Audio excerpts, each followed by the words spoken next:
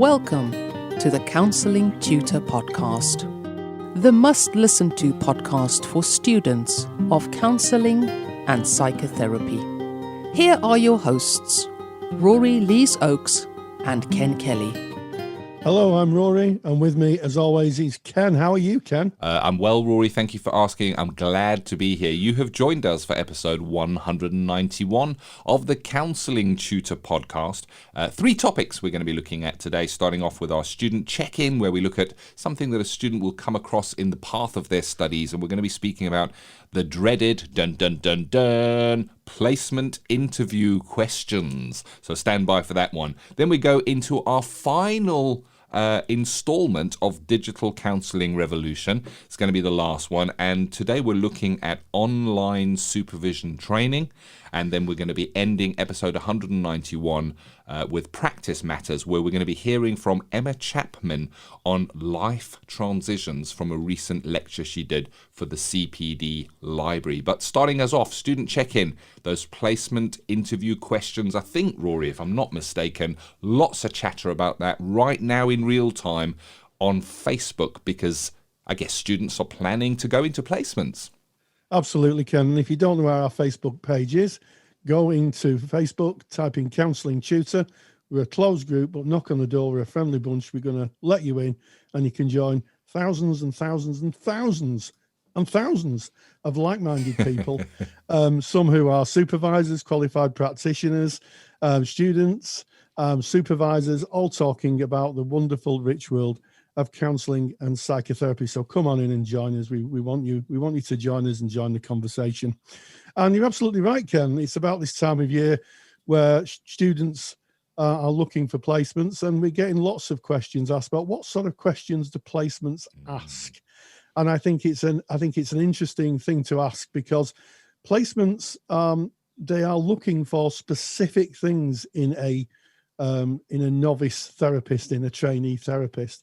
And I caught a blog post the other day where someone went for an interview for a bereavement charity, and by their own admission, they hadn't prepared very well, and they didn't get the placement.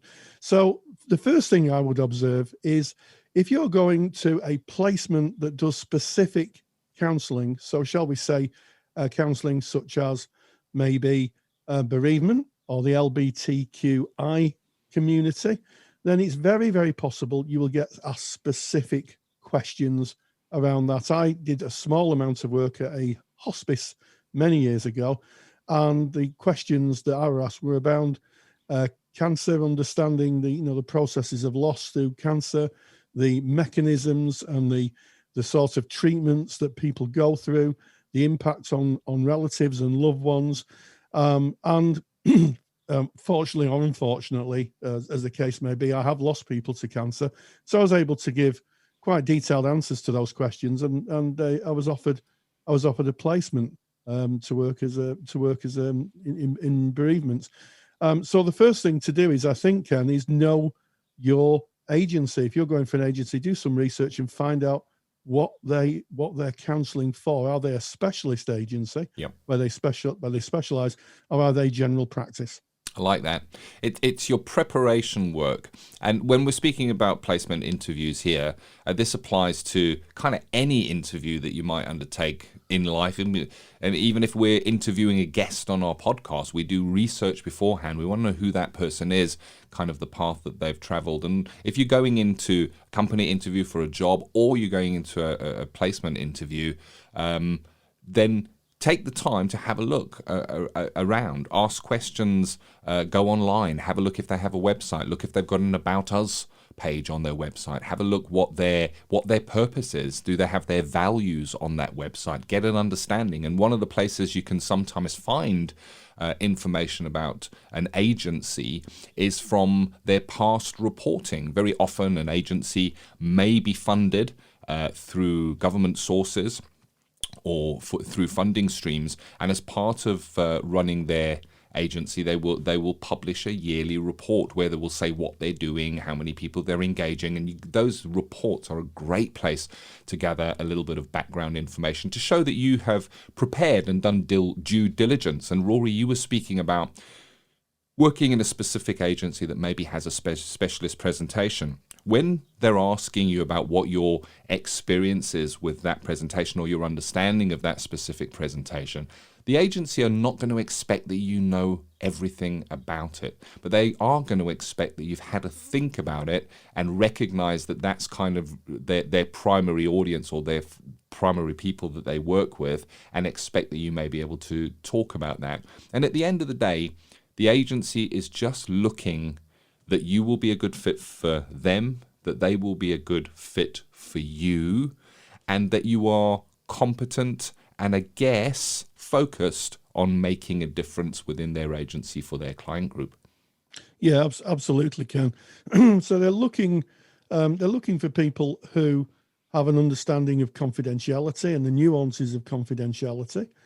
They're looking for people, and this is something I think that probably wasn't as prevalent when I was training, and maybe even when you were training, Ken, who understand what the counselling is for. In other words, we use the bereavement charity. Bereavement charities are funded for bereavement. They're not funded for any other kind of work. So an understanding of if you're working with a client with bereavement and other issues come up, then you may have to refer them on, because the agency is funded purely for working with issues around bereavement, which can sometimes be very tricky because the other issues can be sometimes mixed into it. But the understanding that, this may not be long-term work, it may be work that's just helps someone through that very difficult patch initially and help stabilize them. And then you may need to actively look for referral opportunities to other agencies. So there's that thought. Also something about working in teams. You don't work in isolation. Even as an independent practitioner, you have a network of people that you sometimes have to refer to. You may have to make a referral, may have to take clinical advice from colleagues, specialist colleagues in some areas. And I think finally, a maturity in understanding that you are now working face to face with the general public. I've interviewed quite a few students who wanted to work for an agency. I used to help run an agency many years ago. And I was struck that some people had a very mature and very realistic view of working in an agency, and some didn't. And I think a mature attitude to working in what is effectively a job. It's a job role you're going for, even though it's unpaid. Yeah, very much so. And I think you've guided us into some very interesting areas there, Rory. And the whole thing is they're not trying to catch you out. They're just trying to learn about you to check that fit is there. And I don't really believe that you can SWOT for one of these interviews. You can't think, well, if they ask me this, then I'm going to say this. And if they answer me that, then I'm going to say this. I think having that pre-work, understanding who they are, and then just being yourself, just being 100% congruent of who you are. And it may well be, if they ask about a very specific presentation, you mentioned, let's speak about a bereavement charity as an example here. You may be able to suggest that you've had some personal experience with that, but you're not practiced in that because it's not what you're studying in your college, and you would love CPD on that topic. It's okay. You don't have to know everything. Just be really, truly yourself. They may ask you about the modality that you are studying and how you think that may fit with the presentations that they work with.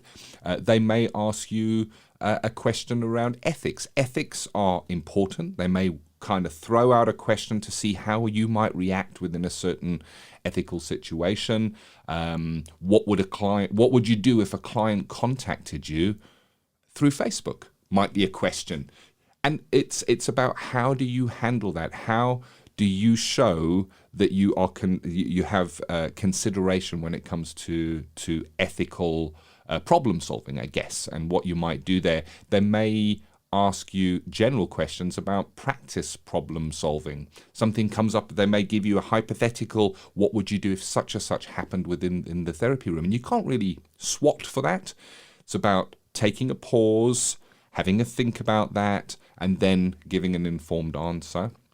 And then they may ask you about your personal development outside of your formal studies. So if it is a bereavement charity, have you done any looking around about bereavement?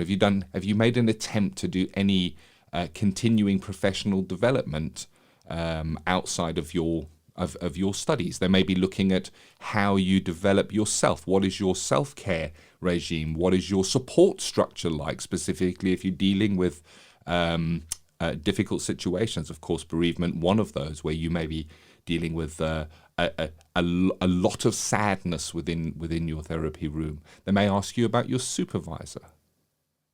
Yeah, indeed, Ken. And one of the questions they may ask you, which Ken and myself would never have been asked, is, have you any online experience?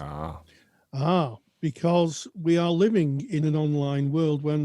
Certainly when I started practicing, there was very, very little about the online, working online, very, very little in 2002. And I think when Ken was practicing, it was an emerging profession. And now it's very much in the mainstream. And all indicators are it's going to stay in the mainstream. And there's lots of practitioners and agencies may offer a mixed economy, because one of the things the research is throwing up is that disadvantaged and disenfranchised groups, maybe people who live a long way away in rural areas, may benefit from online therapy. So if you're an online therapist, if you've done online training, that will certainly be of interest to agencies who are now looking to expand and reinforce their online offer. And I think finally, if you're going to a specific agency, so maybe working in bereavement or the LGBTQI plus community, it may be that you'll be asked specific questions around the client group and any theories or research. So that is an area that you can look up. I mean, in terms of bereavement, you may just be asked the Kubler-Ross model of bereavement and what that might look like. So you're going to have to be thoughtful. You're going to go to an agency that specializes in assisting clients and the general public in a specific area of distress.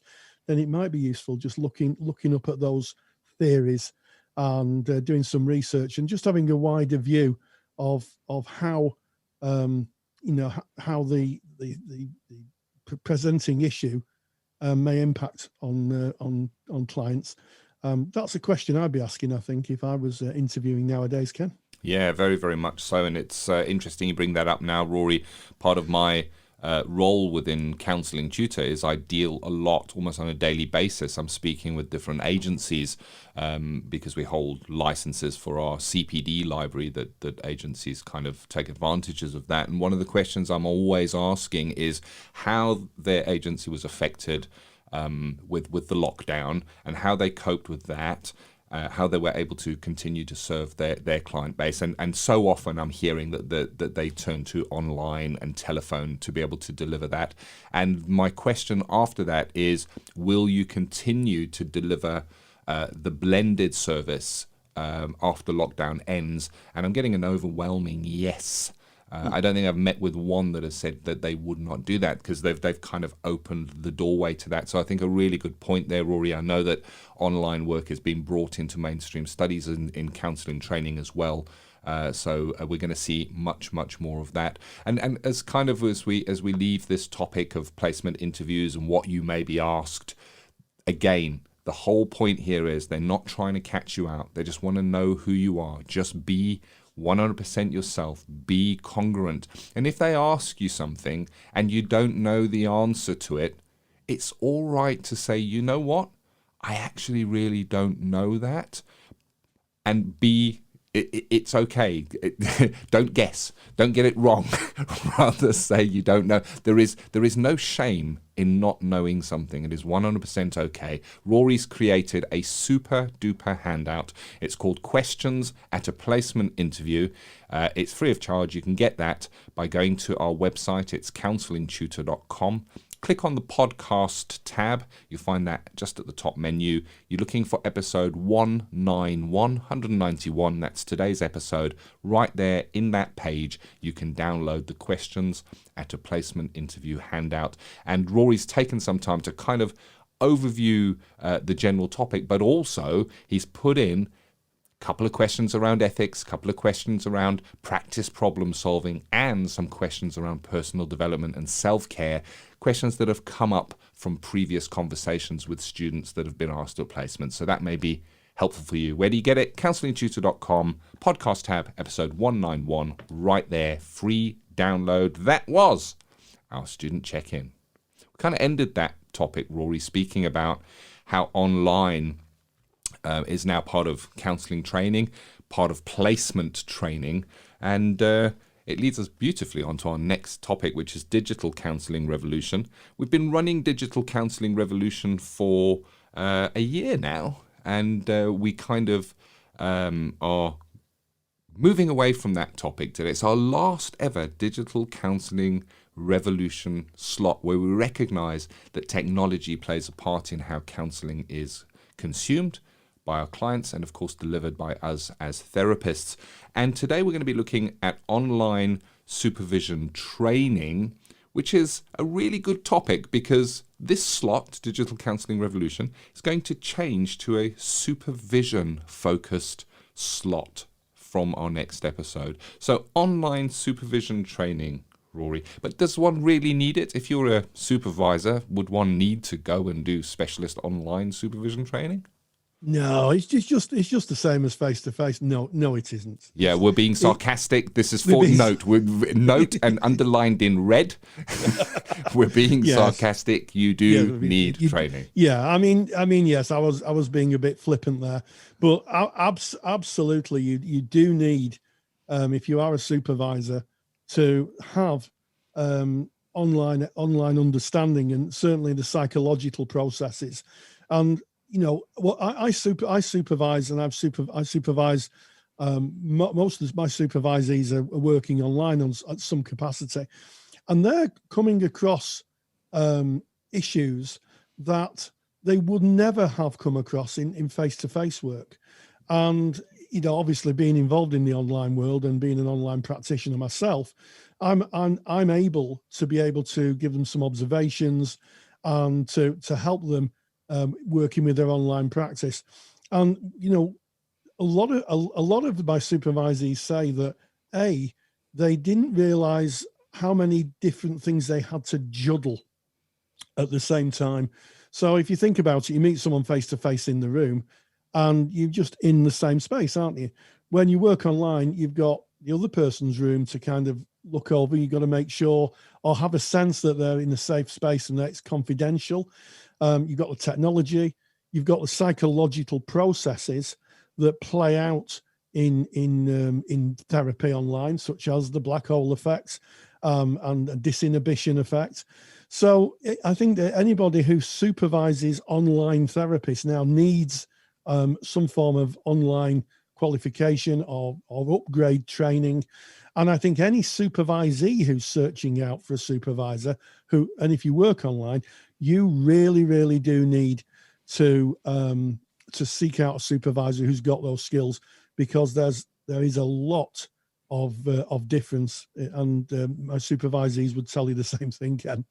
Yeah, very much so, and it's an interesting time because at the time of this recording, we're kind of just coming out of lockdown in the United Kingdom, and during what was COVID-19.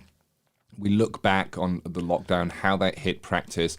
Tens of thousands of therapists turned to online delivery for the very first time. And if you look to ACTO, which is the Association for Counselling and Therapy Online, they suggest if you're engaging online with clients that you should engage in online supervision with a supervisor who is trained at working online.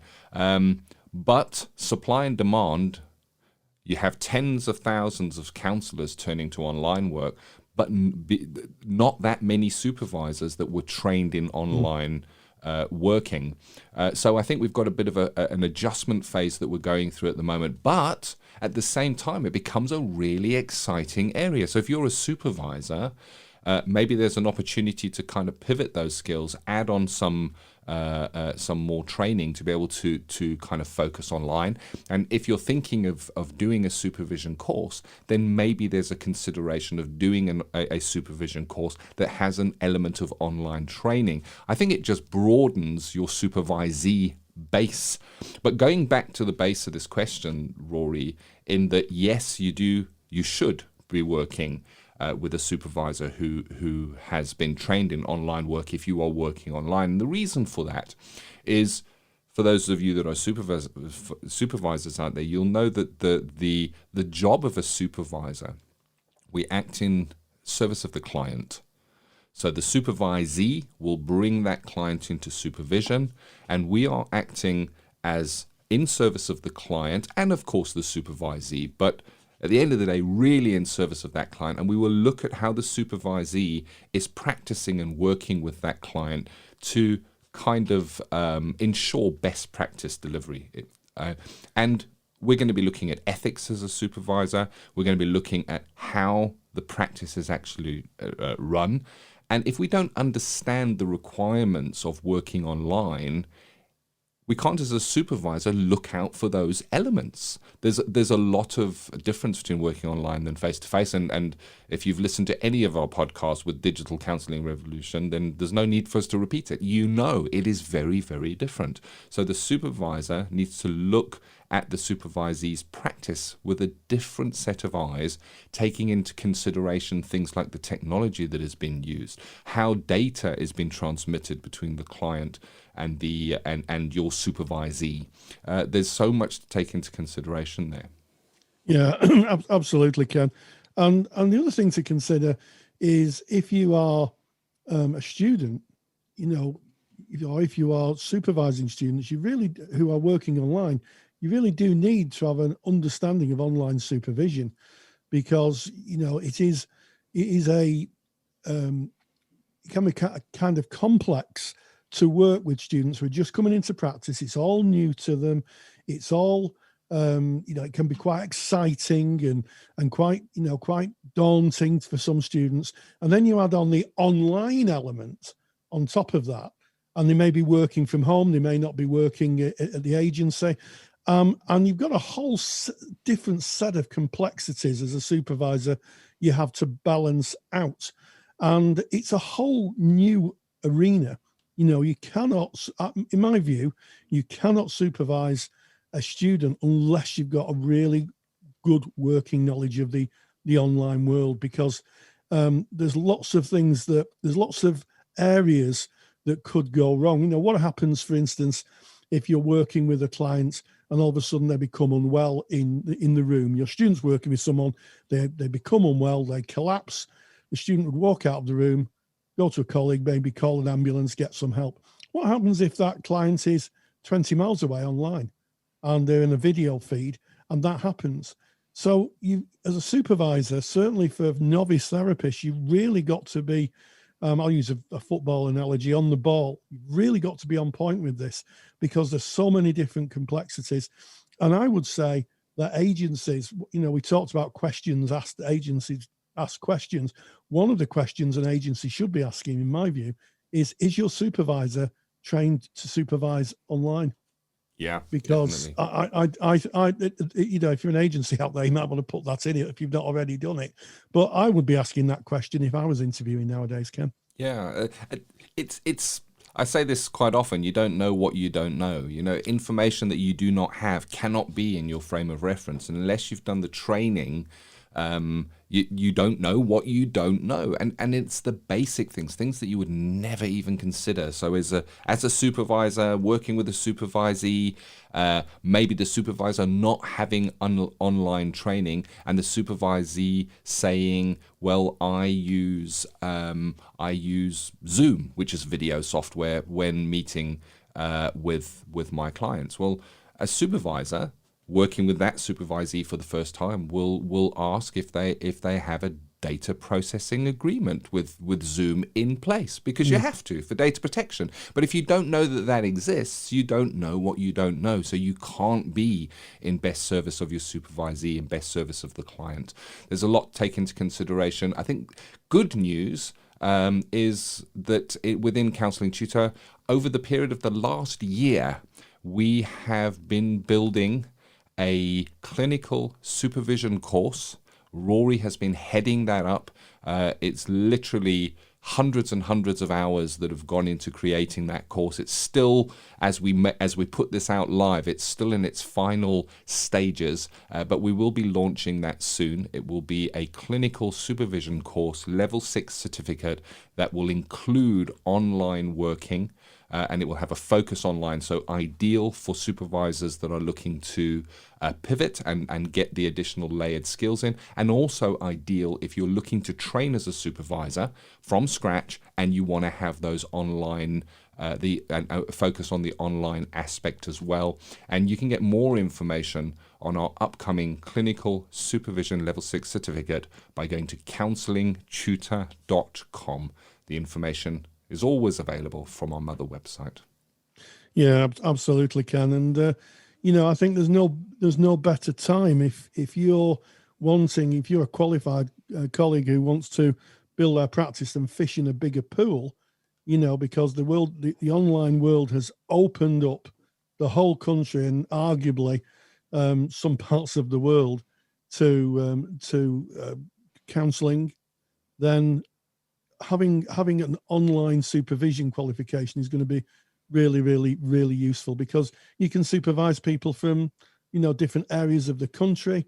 I think sometimes, in counselling, we see it as a kind of very small area. You ask most counsellors where they work, and they say, but within about 20 minutes people come from within about 20 minutes of where I live. The online world, it means you can literally counsel people 2, 3, 4 thousands of miles away. You can supervise them as well. So I think in terms of opportunities and employment opportunities and developing practice, the online world has really opened that up. And in fact, I was talking to an American colleague just the other day who was talking about doing work in the UK from America, from Arkansas. So, it's all there. So, yeah, if you are thinking of training as a supervisor, or if you are a supervisor and you think I could really do with just upping my skill set, then I built this supervision course. I've put everything, all my knowledge, all my research skills, and all my presentation skills into it. And I think it's going to be a really useful addition to people's professional development, and also help them develop their practices. Yes, and that course has been mapped to the BACP recommended competences for supervision, NCS recommended competences for supervision, and the Association for Counselling and Therapy Online, or ACTO, competences for supervision. More information, counsellingtutor.com. So there you have it. That was our last Digital Counselling Revolution. We now move into Practice Matters, and today we're going to be hearing from Emma Chapman, who is a regular at Counselling Tutor. Emma often makes lectures for our Counsellor CPD library, and today, Rory, you spoke to her about a recent lecture she did on life transitions. Yes, I caught up with Emma Chapman, who's one of our regular presenters, to talk about life transitions, something that appears in the therapy room more and more as people move through the life and things change. Could be divorce, could be bereavement, could be changing a job, and how we work with them. And she's produced a fantastic lecture, and this is what she had to say about it. Practice Matters. I'm joined by Emma Chapman, who has delivered a lecture for our counselling study resource members and for our counselling CPD library on life transitions. So welcome, Emma. Hello again, Rory. Nice to be back. Yes, and you've done a lot of lectures for us, but this is an interesting lecture on life transitions. Why is it important that that therapists understand life transitions and are able to engage with them? I think it's one of the things that we see most often in our therapy room, people that are going through life transitions. There's a lot of research, isn't there, on lifespan and the difference moving from, being an adolescent to an adult, and all of those are transitions. But we also go through transitions kind of in relationships, in work. We go through so many transitions in our life, and often it brings us to counselling. Yeah, absolutely. I think that's a really useful observation. A lot of people who walk into a therapist's office usually are talking about some form of transition or alteration in their path of life, and they want to explore it. So, what would you think are the major transitions that people may present in therapy for? Oh, there are so many, aren't there? I'm thinking about transitions.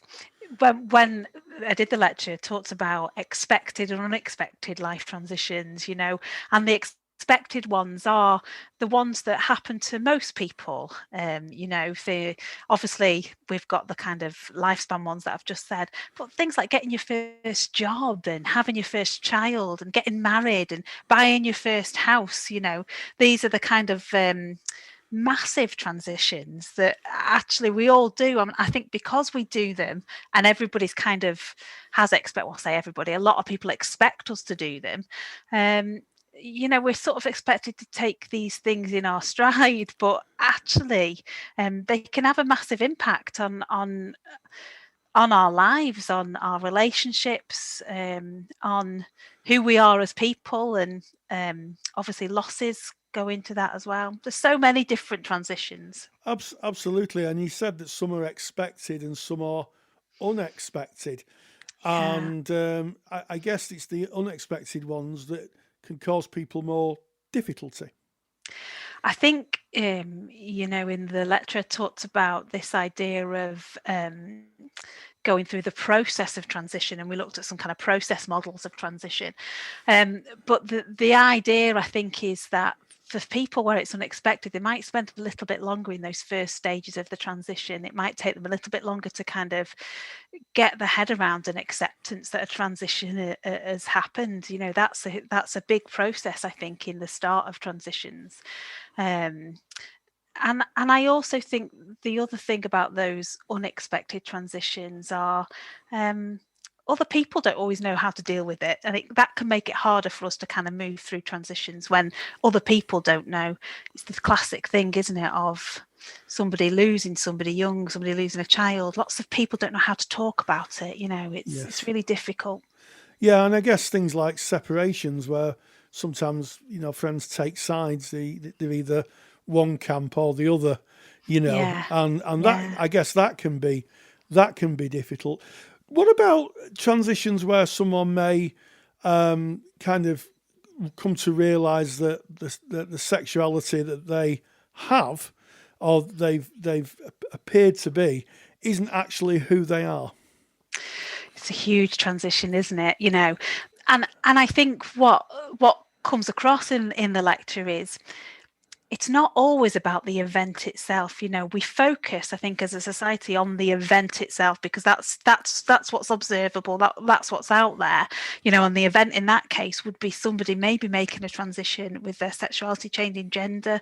But actually, what counsellors need to know is it's not necessarily about that. It's about the impact it has on the person, and that's what I talk about in the lecture. This idea that as counsellors, we need to not make any assumptions about the impact this is going to have on our client, and we need to listen. We need to be there. Yes. We need to be thinking about, for somebody that transition might come as a huge relief, and that's not to say there aren't going to be massive obstacles to overcome there, but for other people, it mightn't be a relief. It might be really a very difficult thing to come to terms with, so again, the impact can be really different for different people, and I think one of the things we need to do as counsellors is let go of those assumptions, particularly of those things we think we know, like becoming a mother. Everybody thinks they know that's going to be wonderful and magical, and I work with a lot of mothers, and experiences don't tend to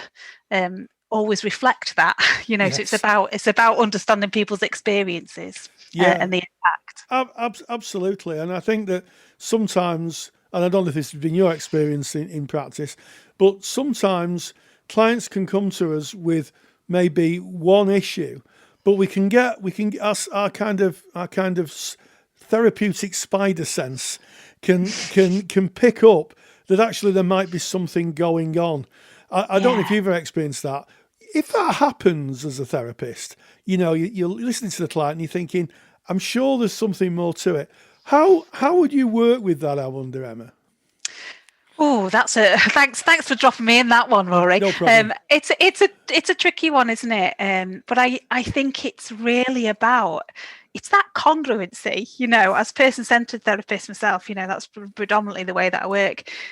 That congruency, that bringing that into the room, that kind of, I get a sense of there's something else going on here. You don't always have to name it. You can give it back to them and see if they come back with it. But I think, I'm thinking about in particular working with women, who have become mothers.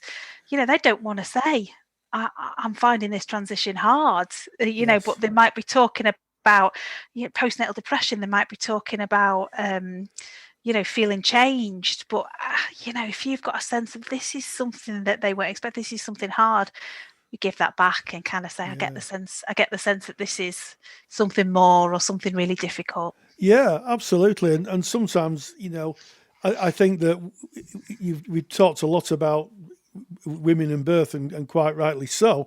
And I think that sometimes, from my experience, is that the women can sometimes think they're only seen in the frame of motherhood and not the panoply of femininity that exists for a woman.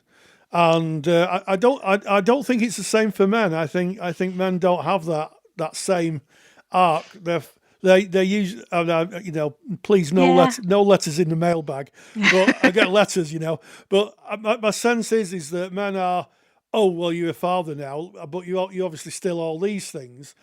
I think it's different for women, or is that just my male view of the world? No, I think that that's the experience of a lot of people. It's very different for men, and I think it comes down to, if we're talking about this as a transition, the impact that transition of becoming a mother is influenced by the expectations and the predominant narratives we have of motherhood, and that is being a mum should be your main priority when you become a mom. It should kind of almost, we're talking about that balancing of different selves. It should almost become who you are. Whereas a dad generally still gets to go out to work, and still gets to kind of keep that part of their identity. Yes. And I think that's why maybe when we're talking about the impact of becoming a parent, it often has a bigger impact, that transition on women, on mothers. Yeah, I absolutely. And I think that's something that needs to be looked at. Sometimes that clients look at that they're defined only in one part and not in another. Yeah. I think it happens to men, but I think it happens probably differently.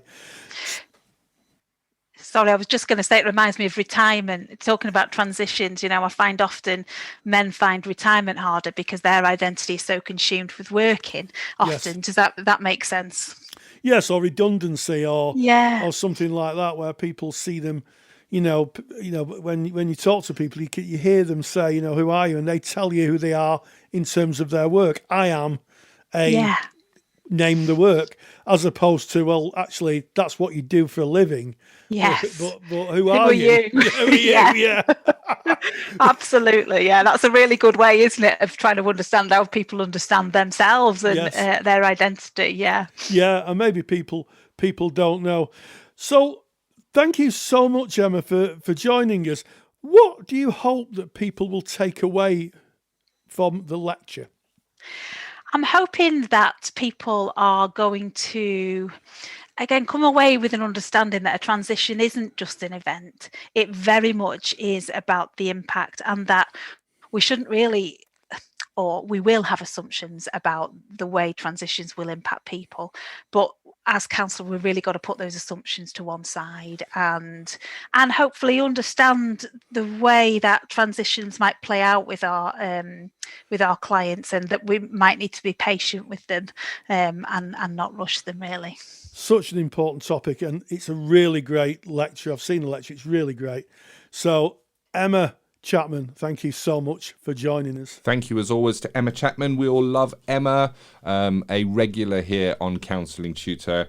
Great info there on life transitions. And if that piqued your interest and you thought, wow, that's interesting stuff, you can listen to Emma's complete lecture in the Counsellor CPD library. If you're already a member, just log in and that lecture is there for you. If you haven't joined the Counsellor CPD library, you don't know what it is. It is absolutely jam-packed with hundreds of hours of academically robust lectures for you to develop your practice as a counsellor, and you can get more information by going to counsellingtutor.com. All the information right there on the homepage.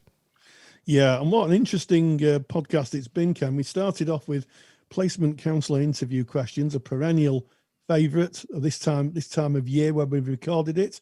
We moved on to the importance of online supervision training, and we caught up with Emma Chapman, who's given a fantastic lecture on life transitions.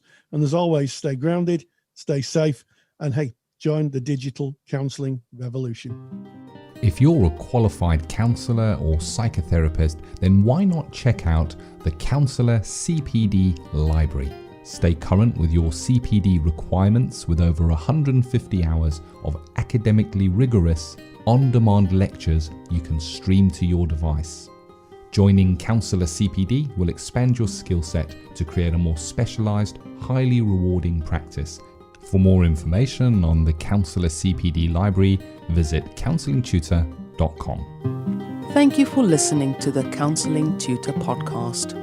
Find the show notes for this episode on our website at www.counsellingtutor.com.